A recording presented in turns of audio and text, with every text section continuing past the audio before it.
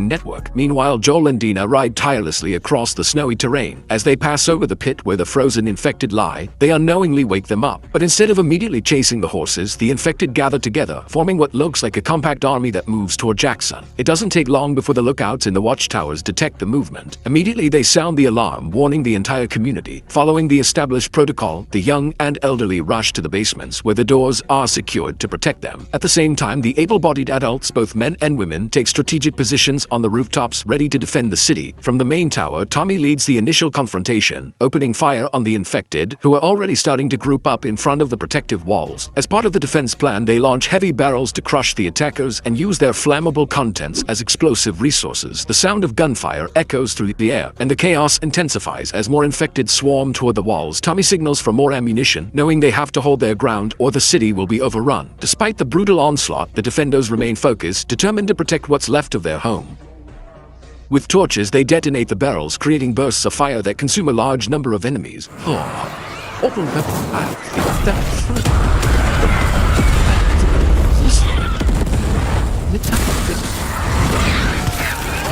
The bullets and flames temporarily hold back the threat. However, the number of infected is so overwhelming that despite the losses, they keep coming in droves, surrounding every corner of the perimeter. The pressure on the defenders increases with every passing minute. At the same time, as they approach the summit, Joel notices the columns of smoke rising from Jackson in the distance. Alarmed by the possibility that the town is under attack, he considers returning immediately to offer support. However, Abby convinces him to keep going to the hotel, assuring him that his comrades there are armed and can help him when he eventually returns, strengthening his chances in the battle. The fight in Jackson rages on, with gunfire dominating the landscape, until suddenly Tommy notices an alarming change. The bulk of the group of infected is veering off onto another route. In the distance, a new contingent of creatures can be seen, this time led by clickers, their heads grotesquely deformed by the fungus, and several swollen, massive bloaters advancing with overwhelming force. The defenders' attention is now split as they realize this new threat could be far more dangerous than the first wave. Tommy quickly orders reinforcements to shift their focus, preparing for a much tougher battle ahead.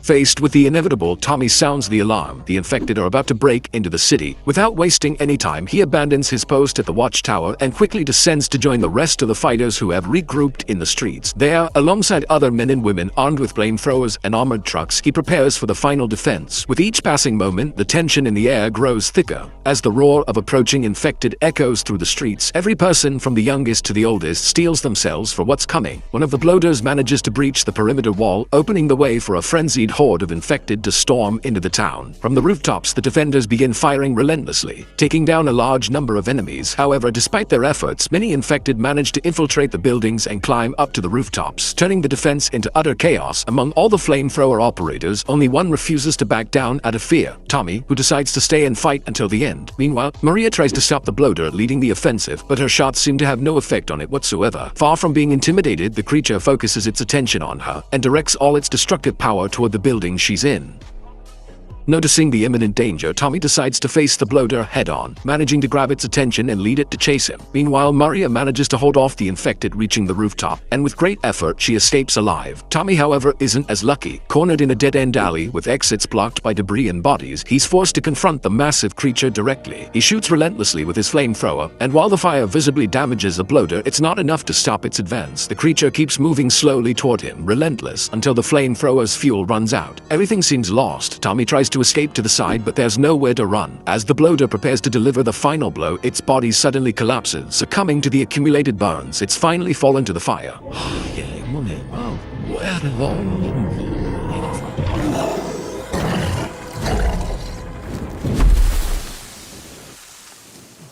Meanwhile, Maria moves through the streets, now turned into a bloody battlefield. Amidst the chaos, she makes her way to the stable, where she frees all the guard dogs to join the fight. The trained and brave animals emerge just in time to protect Tommy's rear, giving him a brief moment to retreat. With their assistance, Tommy regains some ground, using the distraction to maneuver away from the advancing infected. However, the battle rages on, and the threat remains ever present as more enemies flood into the streets. Meanwhile, Joel and his group finally reach the hotel Abby had pointed out. As soon as they arrive, she orders that everyone receive immediate attention to restore their body heat after the grueling journey through the snow. During the process, Dina notices the Firefly's emblem all of them are wearing, and she can't help but ask directly who they are. Joel, aware of the risk and not wasting a second, orders everyone to arm up to the teeth. They'll be heading to Jackson in no more than 3 minutes. At that moment, Abby takes the opportunity to formally introduce herself and her group, but Joel, focused on trying to get in touch with Jackson via radio, doesn't pay attention to the introductions. It's then that Abby abruptly interrupts him. Dropping any pretenses, she reveals to her group that the man in front of them is Joel, the target they've been looking for. In an instant, the atmosphere changes drastically. The tension skyrockets, and the group reacts without hesitation. They take Dina hostage, marking the start of a critical moment that will change everything. In that tense moment, Abby promises Joel that if he cooperates, she won't harm him. In response, Joel offers to hand over all his belongings in exchange for their lives. He knows the stakes are high, but he's also calculating, trying to figure out how to get out of this alive while keeping his head in the game.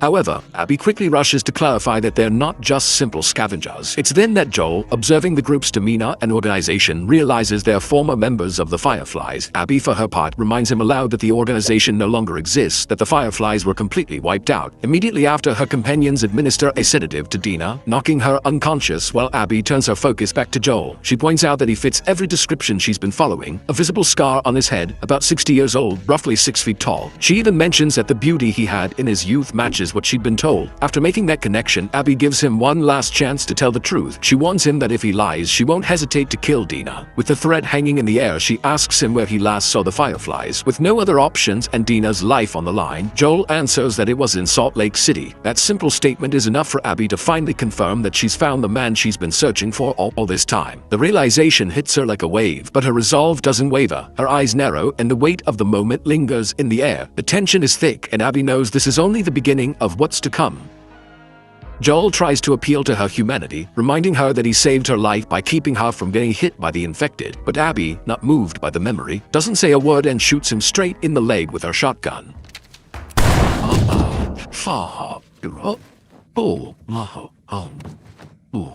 The sound of the blast echoes through the room, and Joel grits his teeth, fighting the pain as he struggles to stay conscious. However, she doesn't leave him to bleed out. She orders that a tourniquet be applied to keep him alive, at least for the time being. Then she acknowledges Joel's strength, saying he must have been an exceptionally strong man to take down all the Fireflies. She asks him if he ever counted how many people he killed that day. Without waiting for a response, and assuming that those lives never mattered to him, Abby reveals the exact number: 18 soldiers and 1 defenseless doctor. That last man, she says, was her father, and according to the nurses who were there, Joel shot him in the head without hesitation, not even bothering to check his body once it hit the ground. Abby did look at him. She watched him die when she was only 19. Abby goes on, telling him that for the past 5 years, she's been part of a militia based in Seattle. She explains how they've been fighting to rebuild a society and make sure the sacrifices of the past weren't in vain. Every day they've struggled trying to survive, and her mission has always been clear: to find Joel and make him pay.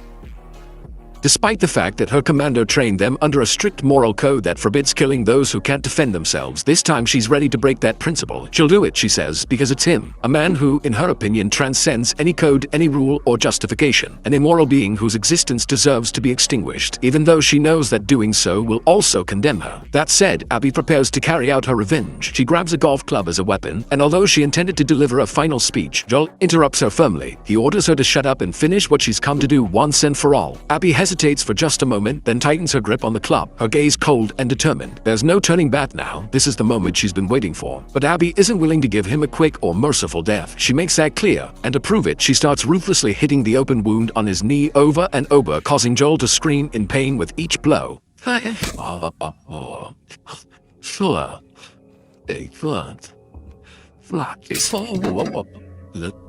Meanwhile, on another part of the mountain, Ellie finally reaches a high point from where she spots a trail leading directly to the hotel. Without hesitation, she begins to move forward, determined to reach it as quickly as possible. Inside the hotel, as Joel agonizes, Abby continues to vent her fury, delivering a series of violent blows with her fist to his head.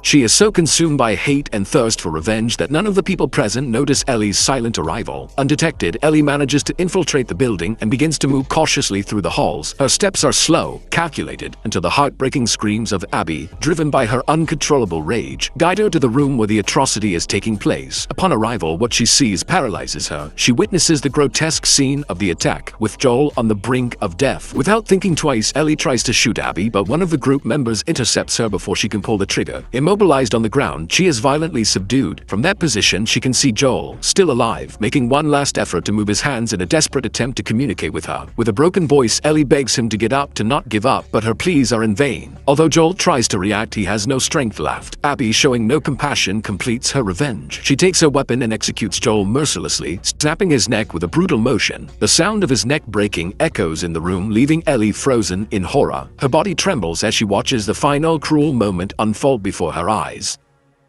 Overcome with helplessness and pain, Ellie, tears streaming down her face, swears to get her revenge. With a trembling voice and her gaze fixed on each one of them, she promises that she will kill them, one by one. However, Manny silences her immediately, delivering a brutal kick to her stomach that knocks the wind out of her. Moments later, once Abby's group of former Fireflies leaves the scene, Ellie, barely conscious, uses the little strength she has left to drag herself slowly to Joel's lifeless body. Despite the physical and emotional pain, she manages to reach him and stays by his side, devastated in a crushing silence. Meanwhile, we see Abby's group members descending the mountain, leaving the crime scene behind. In parallel, inside Jackson, humanity manages to prevail. The survivors, after a fierce resistance, finally eliminate the last remaining infected. Eventually, Tommy finds Maria, and they embrace, a mix of relief and exhaustion. Hours later, Jesse arrives at the hotel. In a silent and solemn gesture, he picks up Ellie and Dina, visibly shaken. He also carries Joel's body, whom Ellie can't stop looking at. Her face remains fixed, drenched in pain as her gaze drifts into the emptiness, unable to tear herself away from the man who had been everything to her. The weight of grief settles over her like a heavy blanket, and she feels an unbearable emptiness inside her, a part of her now gone forever.